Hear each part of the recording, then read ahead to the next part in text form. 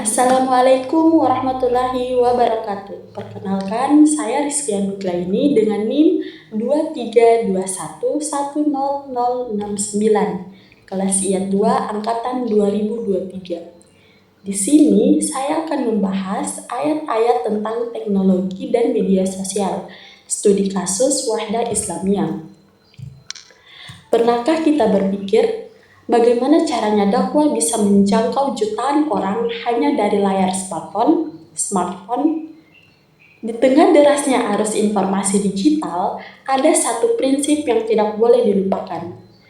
Media sosial itu ibarat pisau bermata dua. Kalau tidak diisi dengan yang baik, ruang itu akan diisi oleh konten yang buruk. Mari kita mulai dari sejarahnya.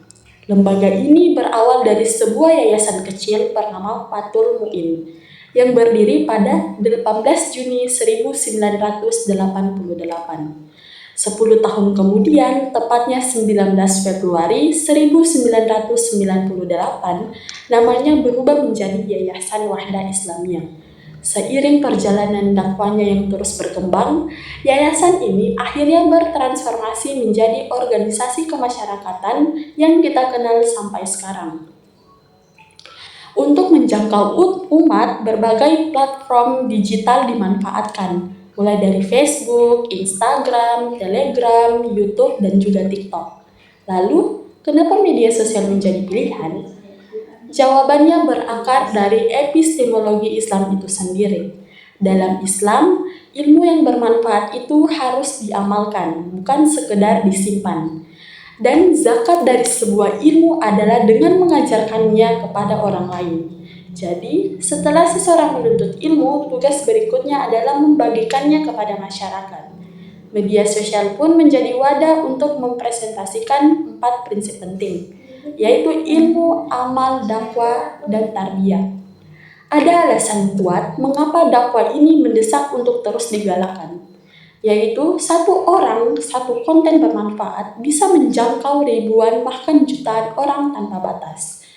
Ini sejalan dengan pesan untuk terus menyampaikan kebaikan walau hanya sedikit. Dakwah digital juga hadir untuk menepis stigma. Lewat konten visual yang modern, ditunjukkan bahwa muslimah berhijab besar atau bercadar bukan berarti kaku atau ketinggalan zaman.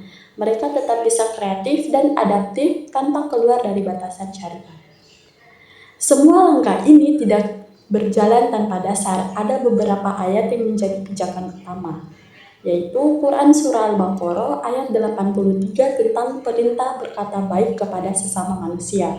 Kemudian ada Quran Surah An-Nahl ayat 7 dan Al-Anbiya ayat 7 tentang anjuran bertanya kepada orang berilmu yang diwujudkan lewat konten tanya jawab dan konsultasi syariah. Kemudian selanjutnya Quran Surah An-Nahl ayat 125 tentang cara menyeru manusia dengan hikmah, pelajaran yang baik, dan diskusi yang santun. Tentu, konten sebaik apapun tidak dibuat asal jadi. Semua melalui proses yang matang. Dimulai dari perencanaan konten, penulisan naskah, desain grafis, hingga pemeriksaan oleh Dewan Syariah untuk memastikan setiap konten sesuai dengan fatwa agama sebelum akhirnya sampai ke tangan masyarakat. Sebagai penutup, ada satu pesan yang terus dipegang teguh, yaitu jika kalian ingin sukses di dunia, ikutilah teknologi terakhir. Jika kalian ingin sukses di akhirat, ikutilah generasi terdahulu. Pesan ini mengajarkan bahwa generasi muda muslim tidak boleh menutup diri dari kemajuan zaman.